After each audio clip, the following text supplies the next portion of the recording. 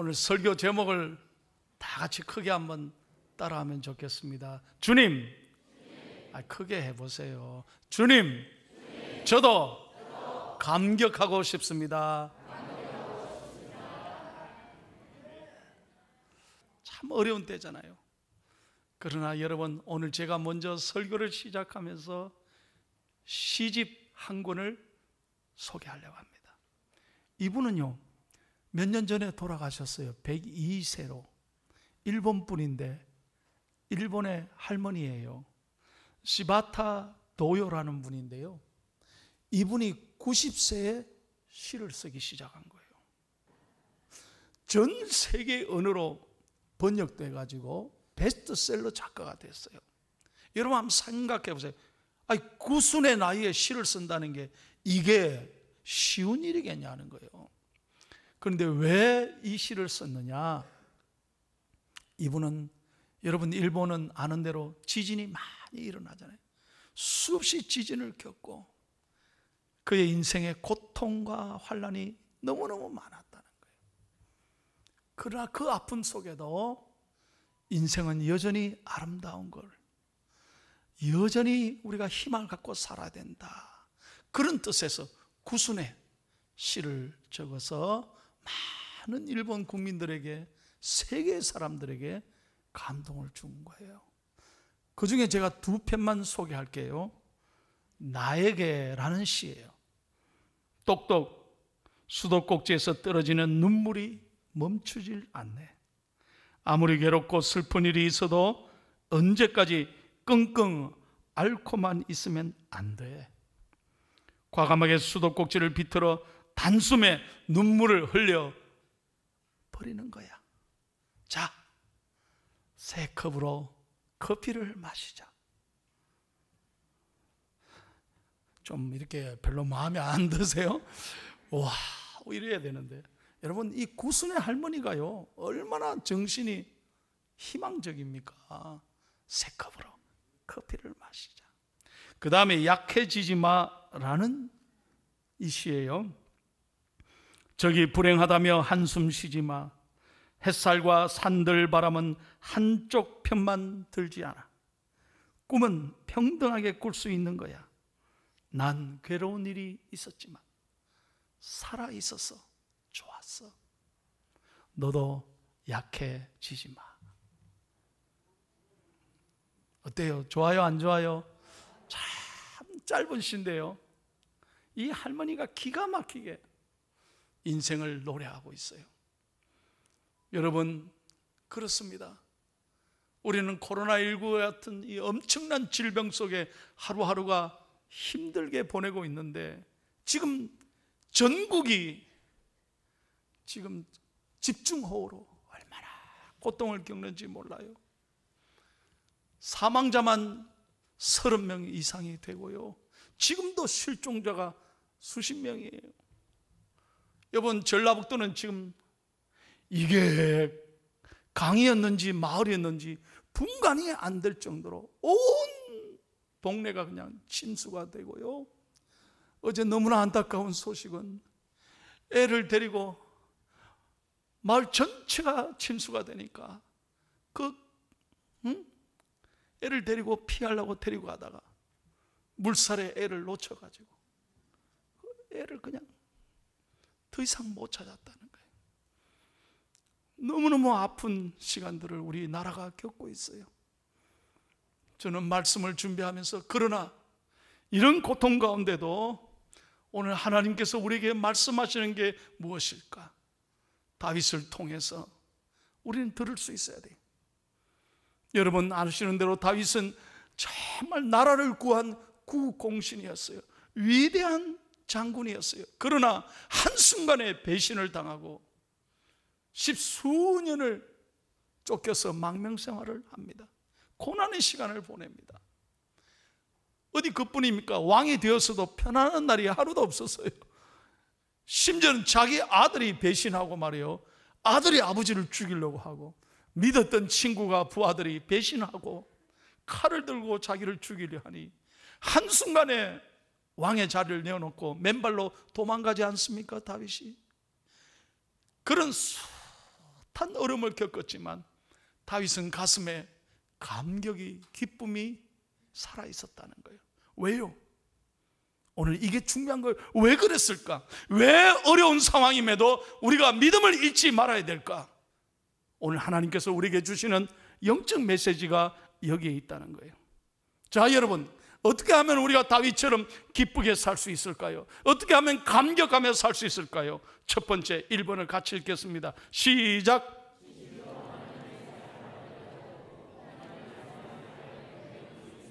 예, 우리가 가슴에 어떤 어려움이 있더라도 하나님의 사랑을 가슴에 새기며 이 사랑을 기억하고 살아야 된다는 거예요. 여러분 1절 말씀을 다 같이 읽습니다. 시작. 여호와 우리 주여, 주의 이름이 온 땅에 어찌 그리 아름다운지요, 주의 영광이 하늘을 덮었나이다. 다윗은 그냥 바라보지 않았어요. 어떤 어려운 상황에도 가슴에 하나님의 사랑이 불꽃이 피어 있기 때문에 이 사랑가들에게 하나님의 영광을 노래하고 하나님을 믿음으로 바라보며 찬양하고 감사했다는 거예요. 그렇습니다. 여러분, 가슴에 하나님의 사랑이 살아있는 사람은 절대로 원망하지 않습니다. 낙심하지 않습니다. 시험 들지 않습니다. 어떤 경우에도 기뻐하고 찬양하고 감사하는 거예요. 미국이 대공황이 일어났을 때, 역사적인 미국이 완전히 경제가 바닥쳤을 때 한 청년이 사업이 쫄딱 망했어요. 완전 망했어요. 그래서 자기의 투자한 모든 사람들의 돈을 다 날라버린 거예요. 부도가 났어요. 파산당했어요. 그래서 더 이상 견딜 수 없어서 자살해야 되겠다. 나는 더 이상 살아갈 수 없어. 그래서 호텔에 가서 약을 먹고 자살하려는데 다 그 밤에 목숨을 끊으려고 하는 그 순간에 이 어머니는 교회 다니는 어머니고 기도의 사람인데 어릴 때부터 이 아들을 붙잡고 기도했던 소리가 귀에 생생하게 들리는 거예요. 이게 하나님의 은혜죠. 뭐라고 얘기했느냐? 아들아, 너는 어떤 경우에도 하나님이 너를 잊지 아니하시고 너를 사랑한다는 걸 절대로 너는 잊으면 안 돼. 사람은 버릴지라도 하나님은 너를 버리지 아니하시는 거야. 어릴 때부터 들려주던 그 기도 소리, 그 말씀이 귀에 딱 자살하려고 하는 순간에 귀에 생생하게 들리는 거예요.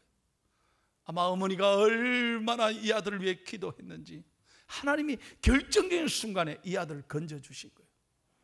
그래서 자살하려다가 약을 버리고 그 호텔에서 무릎 꿇고 기도하기 시작합니다. 눈물로 회개합니다. 그때 하나님이 평안함을 주셨대요. 그리고 일어나서 집에 돌아와서 투자자들을 다 불러 모으는 거예요. 그리고 눈물로 용서를 구합니다. 여러분, 죄송합니다. 제가 잘할 보려고 했지만 여러분의 귀한 돈을 제가 잃어버렸습니다. 제가 죽으려고 했지만 하나님이 저를 살려주셔서 오늘 여러분 앞에 서 있습니다. 제가 다시 한번 해보겠습니다. 하나님이 저를 붙잡고 계시니 제가 용기를 갖고 해보겠습니다. 반드시 여러분의 돈은 갚아드리고 이자까지 제가 돌려드리겠습니다. 그러니까 투자자들이 감동을 받고요, 돈 빌려달라는 말도 안 했는데 투자자들이 이 사람의 말에 감동을 받고 그래, 잘해볼 거야, 한번 해보겠습니다. 하나님이 저와 함께 하십니다. 그러니까 그럼 좋다, 우리가 다시 한 번 속았는데 뭐 두 번 못 속겠나, 이러고 도와줬더라는 거예요. 그래서 투자자들의 돈으로 시작한 게 뭐냐? 사진을 봐요. 이 호텔이 생긴 거예요. 여러분, 알고나 좀 호텔에 가세요. 바로 이 사람이 콘래드 힐튼이에요. 할렐루야. 여러분, 그렇습니다. 우리 중앙의 모든 성도 여러분, 여러분의 가슴에 하나님의 사랑이 회복되기를 축복합니다. 그러면 어떤 경우에도 우리 낙심하지 않습니다. 약해지지 않는다는 거예요.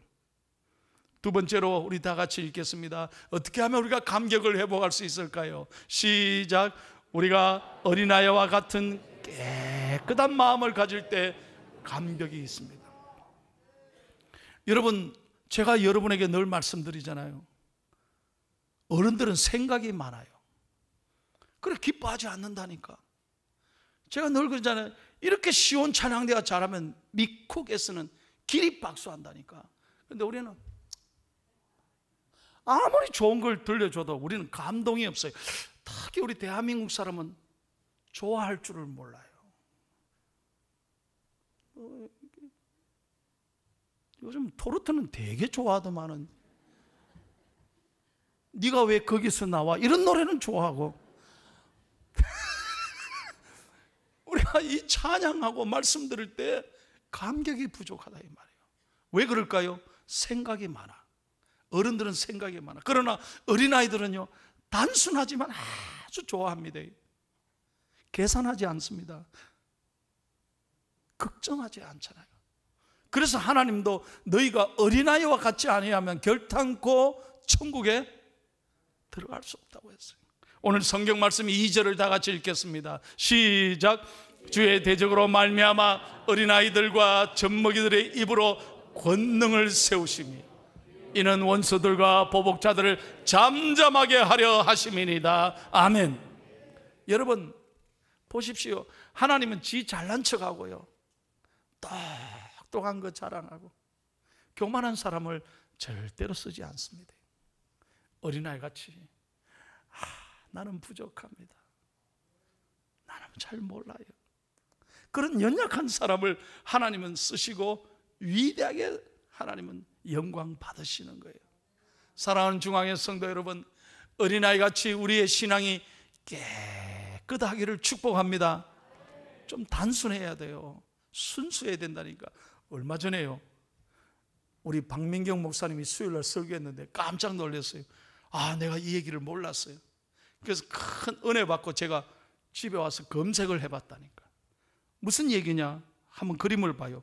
미국에 최근에 큰 감동을 준 사건이 하나 있어요. 와이오밍 주에 이 남매인데요, 요 오빠가 6살이고 동생이 3살이에요. 요 오빠 이름이 브리즈 워커라는 친구인데 이 남매가 길을 가다가 사나운 개가 나타나가지고 세상에 자기 동생을, 여동생을, 이쁜 여동생을 막 달려드니까 뭐가 있어요? 어린애가 6살짜리 무슨 힘이 있어요? 그러니까 이 개 앞에 자기가 딱 막아선 거예요. 죽으면 죽으리라 막아서가 얼굴 안 봐요. 어떻게 됐나? 무려 90방울을 꿰맸다. 이 동생을 필사적으로 자기 몸으로 살린 거예요.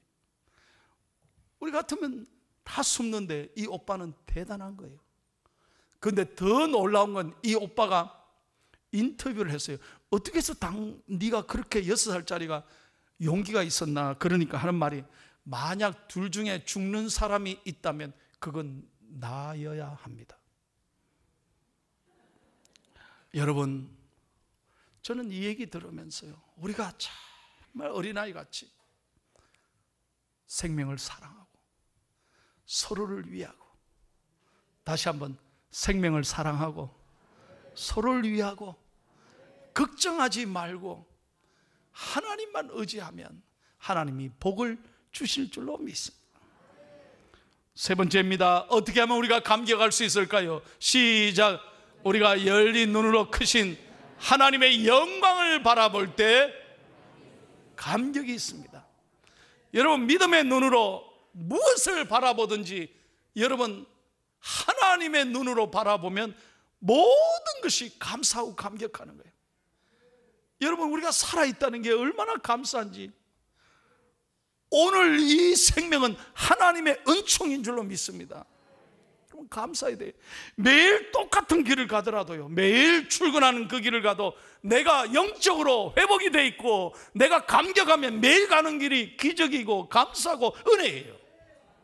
근데 내 마음이 다운되고 내가 상처와 아픔 속에 있으면 전부 다 땅만 쳐다보고, 오늘도 일하러 가야 되나? 감사가 없다니까. 여러분, 제가 얼마 전에 비 오는 아침인데 서울 간다고 새벽기도 하고 서울을 기차를 탔다니까. 포항에서 서울로 KTX를 가고 7시 17분 잠깐, 나 정확하게 기억이 안 나는데 갔어요. 비 오는 날이었어요. 그래서 잘 가다가 대구를 지났는데 김천구미역 가기 전에 세상에 터널로 싹 들어가더니 나는 뭐 당연히 가나 보다 했는데 세상에 이상하게 차가 서행하더니 딱 서버리는 거예요. 야, 이거 터널에 갇혀 보셨어요? 이거 뭐 문제가 있겠다.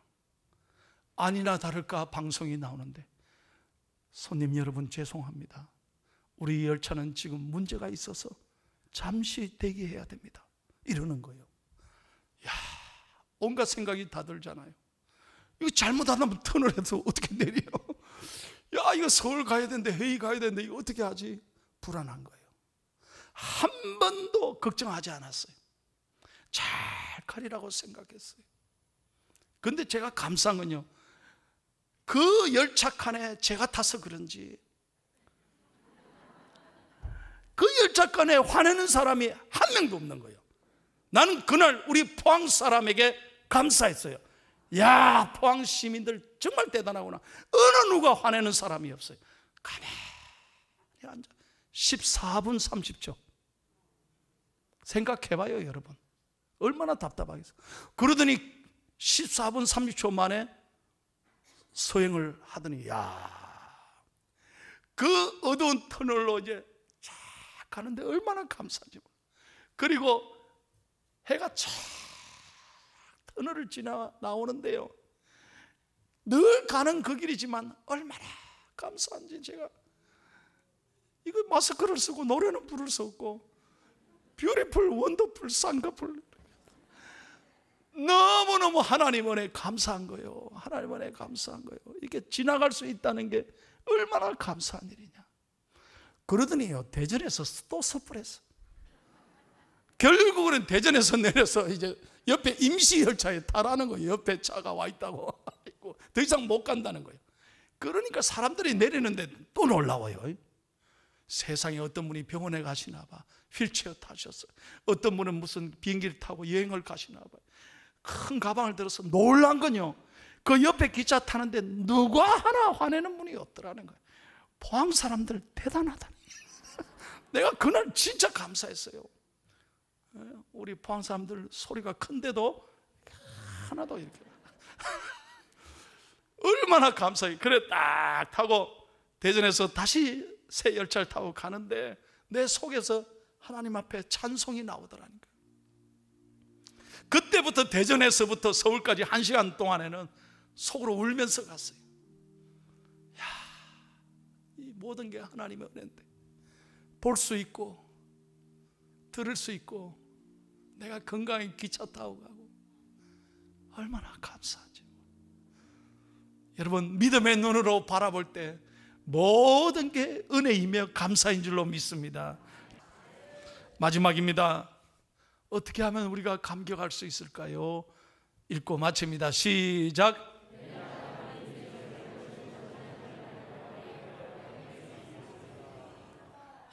우리는 연약합니다. 우리는 힘이 없습니다. 우리는 실수합니다. 그러나 하나님은 우리를 여전히 돌아보시고 우리를 늘 살펴주시고 권고한다는 말은 우리를 책임지신다는 거예요. 여러분, 사람은 우리를 무시하고요, 조금만 잘못돼도 세상은 온갖 댓글을 다 달랐어요. 그래서 상처받는 사람이 얼마나 많습니까? 사람은 있을 때는, 내가 잘 나갈 때는 제가 늘 말씀드리잖아요. 우리가 잘 나갈 때는 다 내 옆에 있지만 내가 한번 힘들어 보세요, 잃어 보세요, 다 떠나가고. 언제 그랬냐고 나를 미워하고요, 잘해줬던 사람이 그렇게 한순간에 돌아서요. 교회도 마찬가지예요. 은혜 받았다고 하는 사람 잘 보세요. 한순간에 그때뿐이야. 돌아서서 또 하나님 마음 아프게 하는 사람이 얼마나 많아요. 우리는 그렇게 살면 안 돼요. 여러분, 한평생 오늘 다윗은 나를 여전히 돌아보시고 살피시는 그 하나님을 바라볼 때 우리의 상처가 치유되고, 다시 한번 우리의 상처가 치유되고 우리의 아픔이 반드시 회복될 줄로 믿습니다. 여러분, 혹시 이 목사님을 아시나요? 제가 미국에 있을 때 이 목사님을 참 존경해서 전교인 수련회 강사로 제가 모셨어요. 그래서 온 교인들이 2박 3일간 우리가 함께 잠을 자고 밥을 먹으면서 이분을 모시고 집회했는데 온 교인들이 통곡하고 울었어요. 이분의 설교와 강의와 간증을 들으면서요. 이분이 정태기 목사님이십니다. 이분의 간증 가운데 제가 잊을 수 없는 글을 하나 얘기하고 마치겠습니다. 이분은 아버지의 사랑을 받지를 못했대요. 한 번도 아버지의 사랑이 무엇인지를 모른다. 왜? 어릴 때 아버지가 엄마와 자기를 버리고 도망가 버려요. 그러니까 평생 자라면서 아버지에 대한 분노와 상처가 가슴에 있는 거예요. 이분이 어머니와 함께 교회를 나왔는데 어릴 때 제일 부러운 게 아버지와 함께 교회 나오는 친구들이 제일 부러웠대. 아버지 손잡고. 자기는 아버지가 자기를 버렸으니까 교회에 오면 늘 그게 부러웠어요. 그러던 아들이 목사가 된 거예요. 아버지 말만 나오면 자기는 그냥 고개를 숙였는데 35살에 미국의 켄터키에 유학을 하러 왔어요. 그 켄터키 영성수련원에 5달 동안 잠을 자고 밥을 먹고 기도하면서 은혜를 받았는데, 하나님이 하루는 기도하는데 하나님이 자기를 만지시더래요. 기도하는 중에 한없이 하나님의 은혜를 주시더래요. 그러면서 하나님이, 얘야, 네 아버지를 용서해라. 너는 네 아버지를 용서해야 돼. 내가 너를 용서한 것처럼 너 아버지 용서해야 돼. 용서해야 돼. 그렇게 말씀하더래요. 평생 아버지 얘기만 하면 분노하던 이 정태기 목사님이 그날 하나님 앞에 무릎 꿇고, 내 힘으로 용서할 수 없었지만 아버지의 사랑으로, 하나님의 사랑으로 자기 아버지를 용서한 거예요. 밤새도록 팡팡 울면서 아버지를 처음으로 용서했대요. 그랬더니 마음에 새벽에 기쁨이 찾아오고 평안이 찾아왔어요. 그날부터 자기 마음이 하나님의 나라가 된 거예요. 그래서 지금까지 평생요, 이분은 크리스찬 상담 치유원을 하시고 계시고 내적 치유 세미나를 한국에 와서 해서 수십만 명이 이분 세미나에 와서 치료받고 돌아가는 거예요. 제가 우리 교회 언제 한번 모시려고 지금 준비하고 있어요. 참 이분의 얘기 들으면 설교가 얼마나 은혜가 되는지 몰라요. 여러분, 무엇으로 치료할 수 있겠습니까? 내 분노와 상처를 무엇으로 치료할 수 있습니까? 우리를 돌보시는 하나님의 은혜, 하나님의 은혜만이 우리를 치유할 수 있는 거예요. 이 은혜가 가슴에 살아있으면 어떤 사람이라도, 원수라도 우리가 용서할 수 있어요. 짧은 인생이에요. 여러분의 마음이, 저는 설교를 준비하면서 우리 중앙의 성도들의 마음이 천국이 되기를 축복합니다.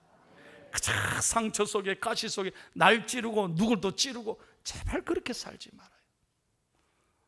우리는 하나님의 은혜로 우리는 어떤 사람도 용서하고, 그래서 내 마음이 늘 감격하고 기뻐하며 여러분 하루하루를 행복하게 살아가는 중앙의 멋진 성도들이 되기를 축복합니다.